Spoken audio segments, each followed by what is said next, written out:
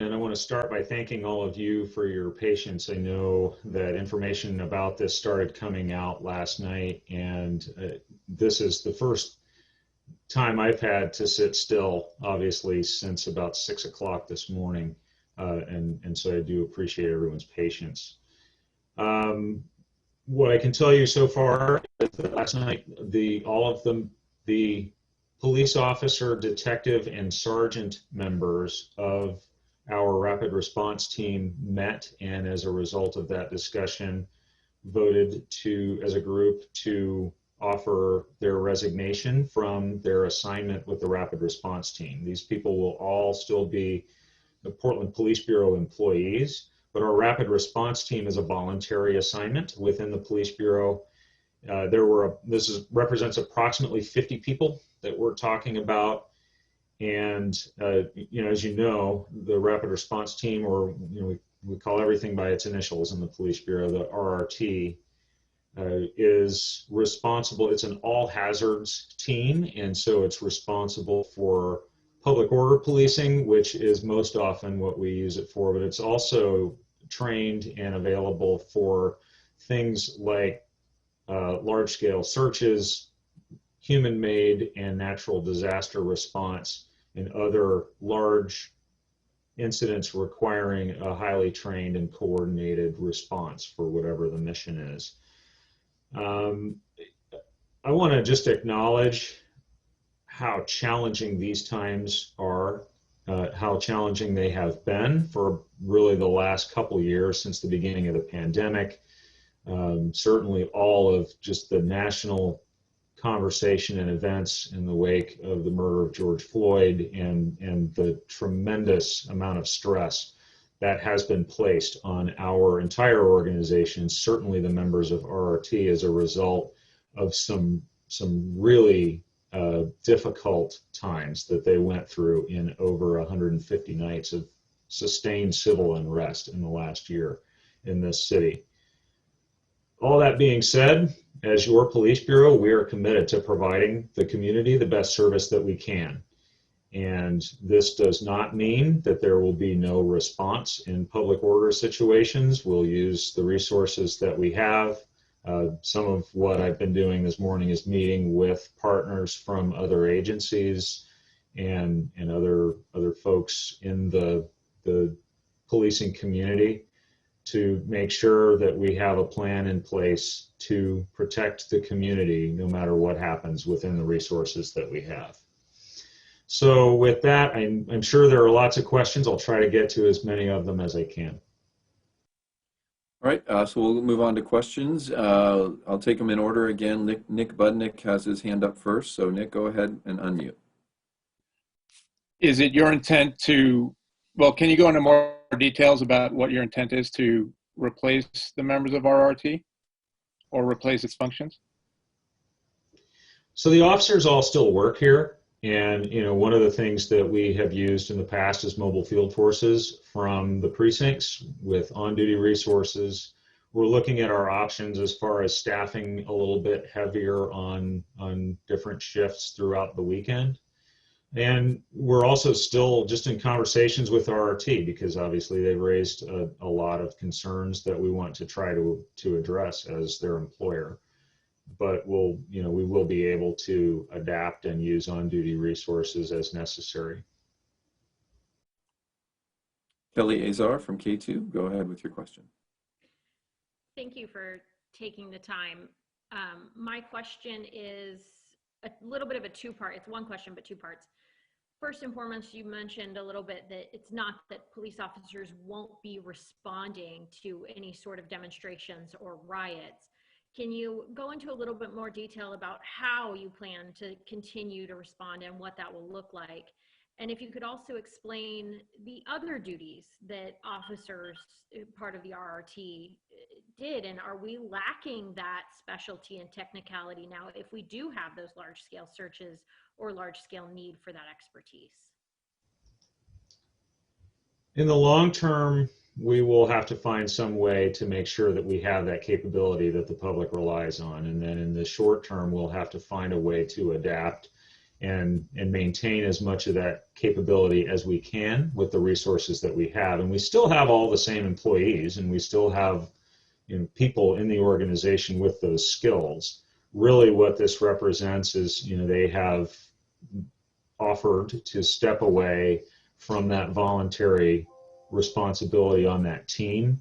And so, you know, what you are likely to see is similar response, just using a little different approach with on-duty resources as opposed to the you know, the specialized folks coming in and kind of taking on that mission.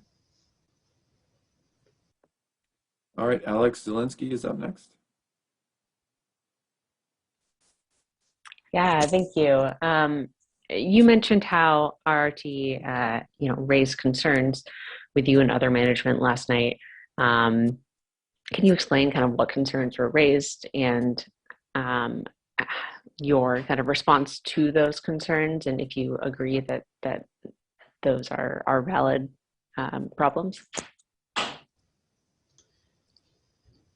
I can, and I guess I would answer that by just saying, you know, our entire organization, and not even just our sworn staff, but also our professional staff in the last 14 months, has been put through something none of us have ever seen in our careers, and at a level and an intensity that I don't think any other city in the United States has experienced.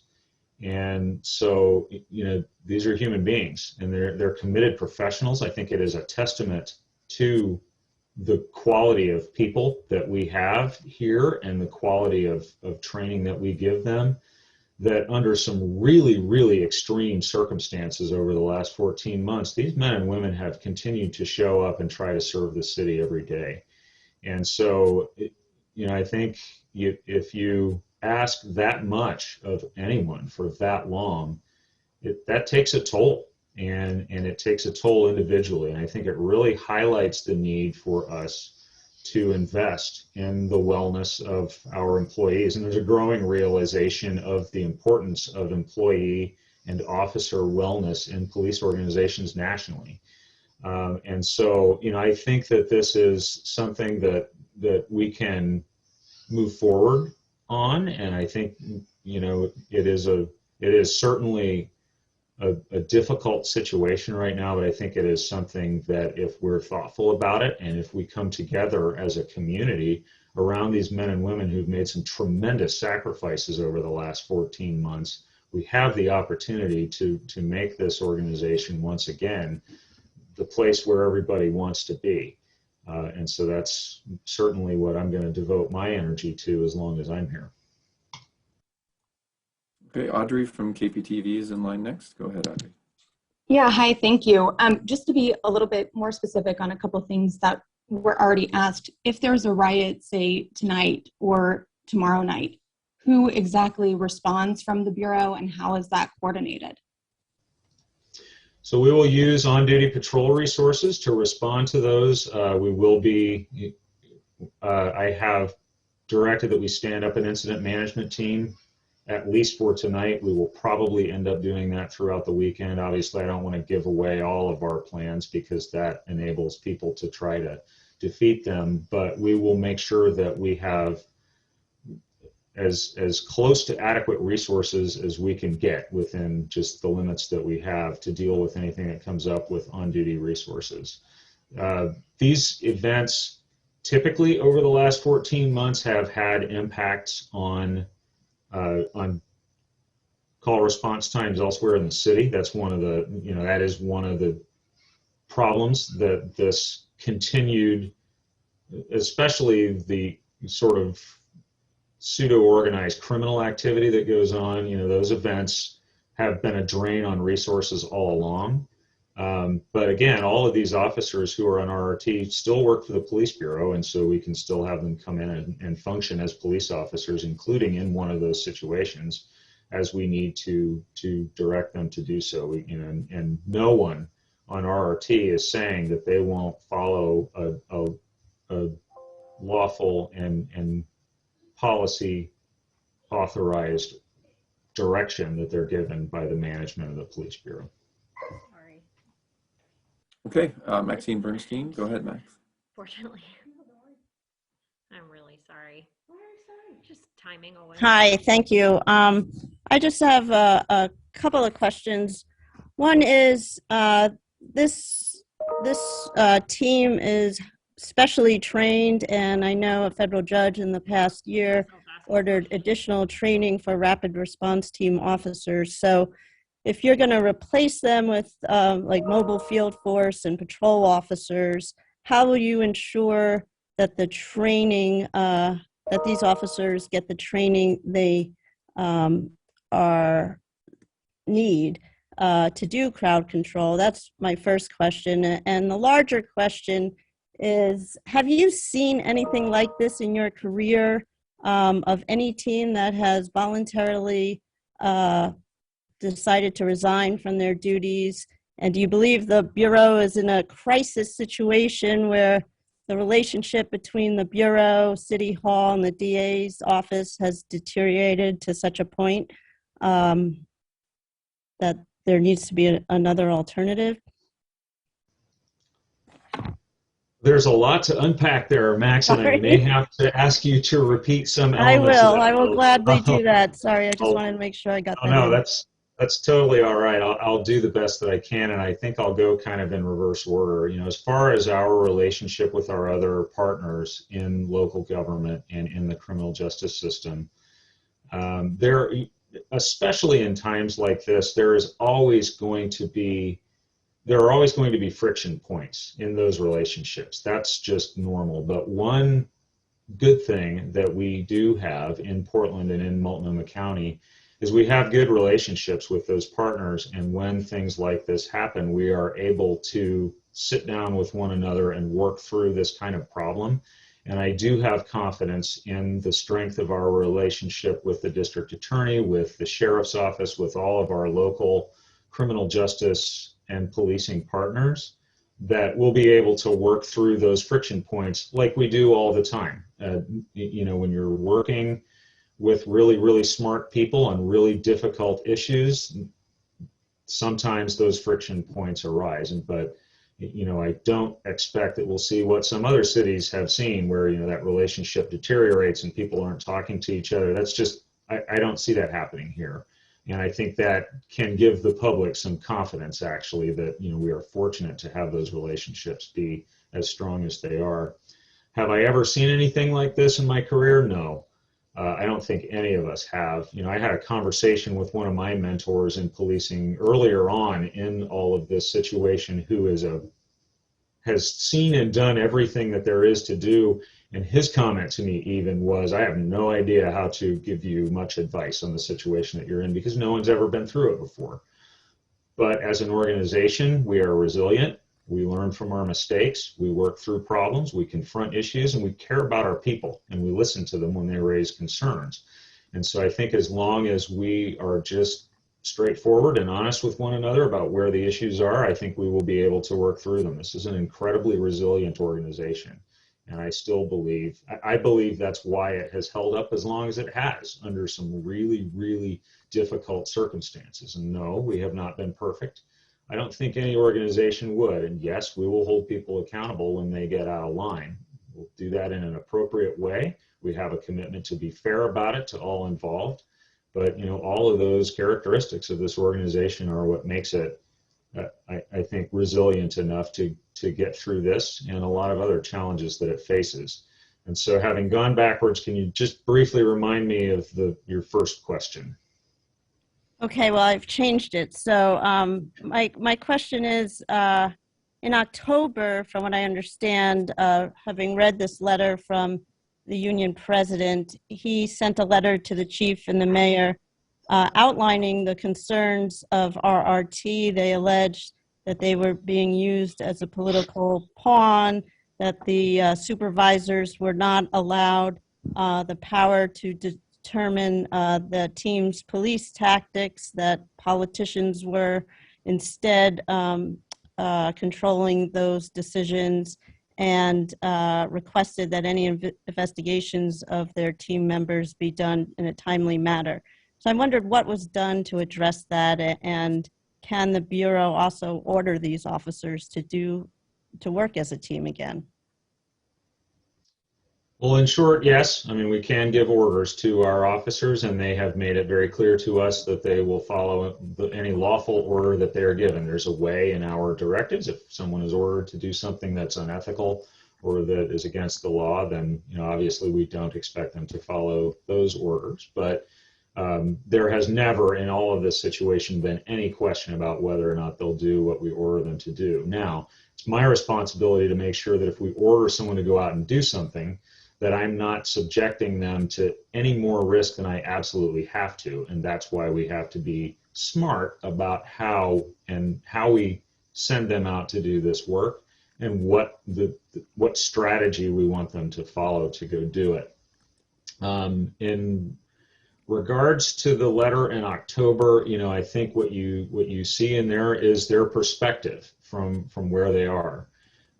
For timeliness of investigations, we make a lot of efforts to do investigations as quickly as possible because just in general, for any kind of internal affairs or certainly an internal criminal investigation, which is much more rare,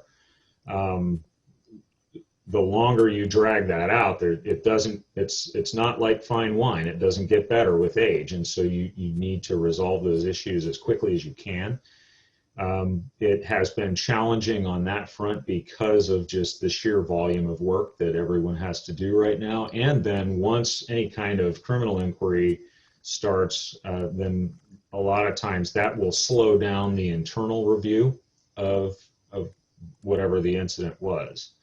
But certainly, I think that concern for timely investigations when there are questions about a member's actions that's a reasonable concern, and it's one that we all share with them.